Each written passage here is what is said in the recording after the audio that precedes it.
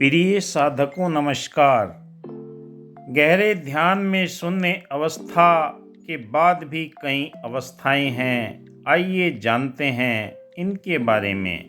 मैं reiki grand master विकास बिहानिया आज आपको इस वीडियो के माध्यम से यही जानकारी देना चाहूँगा। अध्यात्म जीवन का सबसे बड़ा सहायक ध्यान है। ध्यान के द्वारा हम अपनी सभी भौतिक भावनाओं से अपने आप को स्वतंत्र कर लेते हैं और अपने ईश्वरीय स्वरूप का अनुभव करने लगते हैं। ध्यान करते समय हमें कोई बाहरी साधनों पर अवलंबित नहीं रहना पड़ता। गहरे अंधेरे स्थान को भी आत्मा की ज्योति दिव्य प्रकाश से भर देती है।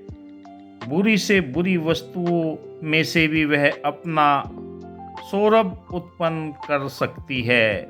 यह अत्यंत दुष्ट मनुष्य को भी दिव्य बना देती है और संपूर्ण स्वार्थी भावनाएं, संपूर्ण शत्रु भाव नष्ट हो जाते हैं। शरीर का जितना कम ख्याल हो उतना अच्छा है, क्योंकि यह शरीर ही है जो हमें नीचे गिराता है।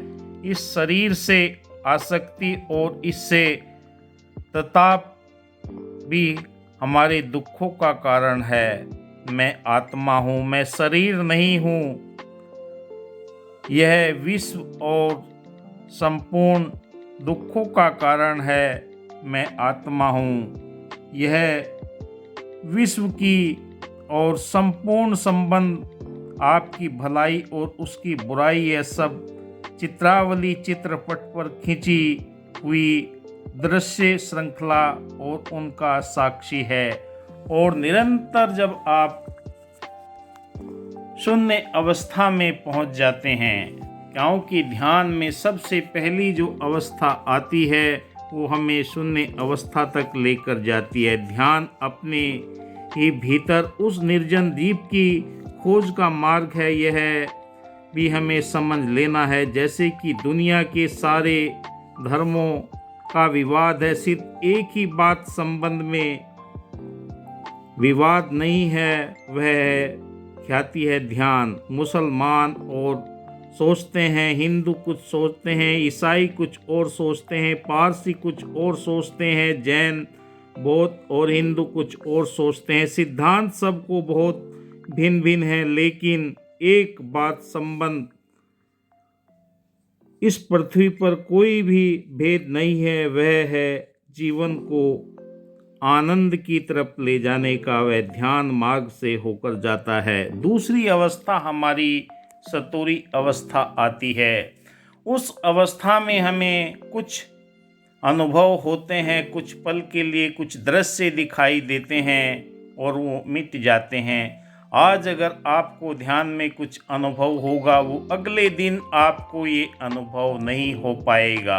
आप कितना भी प्रयास कर लें, आप अपने अंतःकरण के अंदर इस ज्ञान की ज्योति को प्रज्वलित करने का कितना भी प्रयास कर लें, जब तक आपकी पांचों इंद्रियां शांत नहीं होगी, आपके आँख, कान, नाक, मुंह, त्वचा, इन सब से परे हट के जब आप इस अवस्था में पहुंचते हैं, कुछ अनुभव आपको होते हैं, कुछ प्रकाश नज़र आता है कुछ पल के लिए, फिर आपका वो गायब हो जाता है। कुछ कलर नज़र आते हैं, कुछ पल के लिए वो गायब हो जाते हैं। आज जो आपने ध्यान का अनुभव किया, कल वो आपका अनुभव अलग होगा। तीसरी अवस्था समाधि की अवस्था आती है। इस अवस्था में पहुंचने के लिए निरंतर आपको प्रयास करना पड़ेगा, क्योंकि समाधि किसी भी साधक की इतनी शीघ्रता से नहीं लग पाती। बरसों बरस के अभ्यास से अगर सही तरीका, सही समय का आप चयन करते हैं, सही समय पर आप ध्यान की प्रक्रिया को अपनाते हैं, तो आप इस समाधि की अवस्था में पहुंच जाते हैं। और समाधि की अवस्था में पहुंचने के बाद में जो आपके शरीर के अंदर पंच तत्व होते हैं, क्षति, जल, पावक, गगन, समीरा, छठी, इसके अंदर आत्मा मौजूद रहती है। आत्मा अपने मूल तक पहुंचने के लिए पहले इस शरीर को आपने साधना पड़ेगा, जागृत करना पड़ेगा। जब आपका शरीर जागृत हो जाता है, ये वायवीय एनर्जी उत्पन्न करने लगता है। वायवीय एनर्जी शरीर के अंदर जब घूमने लगती है, उसके बाद में डायनेमो की तरह आपके शरीर के अंदर कॉस्मिक एनर्जी का निर्माण होता है। कॉस्मिक एनर्जी जब शरीर आपका उत्पन्न करने लगे, आप समाधि की अवस्था में ब्रह्मांड की अलौकिक शक्तियों के साथ में आपका नाता जुड़ता हुआ चला जाता है और आप अपने आप को पाते हैं उस अवस्था के अंदर जहाँ पर आपके जीवन के अंदर, ब्रह्मांड के अंदर जो भी चीज़ें आपको नज़र आ रही हैं, उनसे परे हट के परम अतीत आनंद की उस अवस्था के अंदर अपने आप को पाते हैं। जो ब्रह्मांड के अंदर मौजूद सारी प्रकृतियाँ जो भी आपको नज़र आती है, उन सब से परे हट के प्रकृति के साथ में शरीर का जुड़ाव होता है।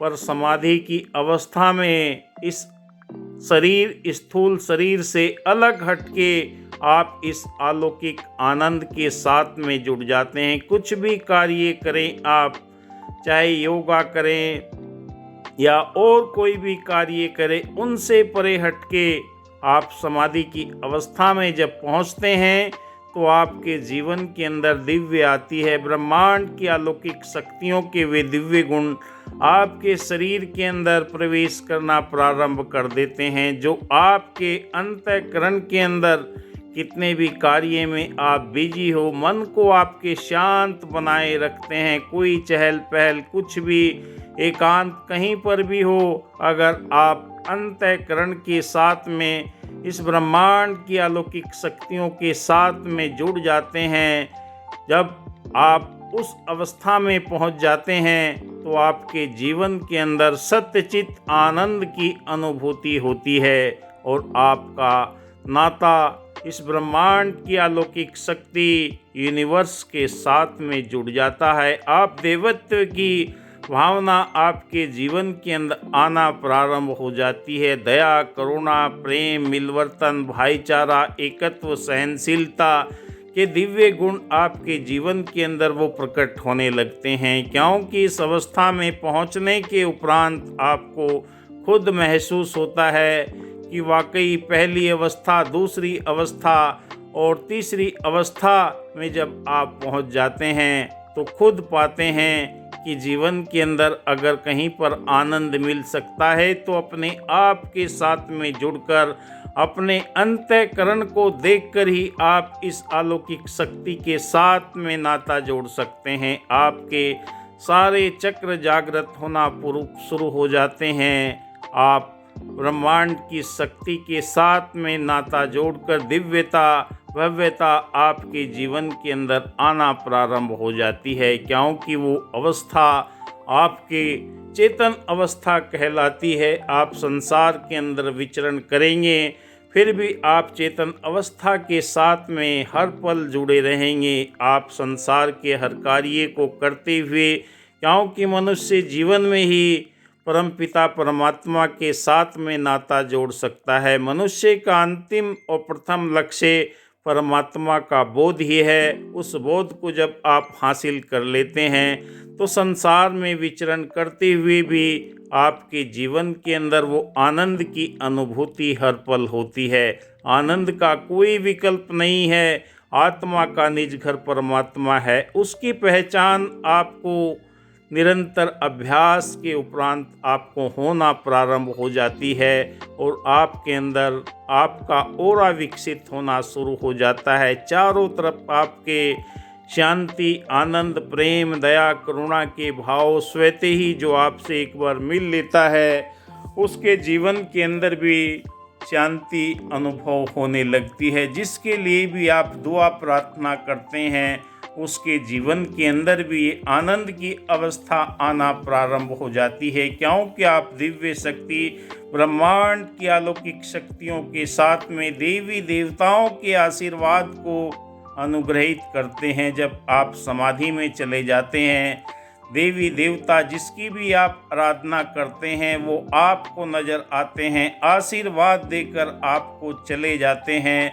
और कुछ पल के लिए आपकी नाभि से ये आत्मा निकलकर ब्रह्मांड के अंदर नाता जोड़कर एक में खो जाती है और आपका स्थूल शरीर जहाँ पर भी मौजूद है वहीं पर रहेगा। पर आप कई तरह के दृश्य देखेंगे, कहीं पर आपको संत महात्माओं के समागम दिखाई देंगे, कहीं पर वो दिव्य मंदिर दिखाई देंगे, कुछ और अन्य आपको नज़ारे दिखाई देंगे, प्रकृति के अलौकिक दृश्य आपको दिखाई दे सकते हैं।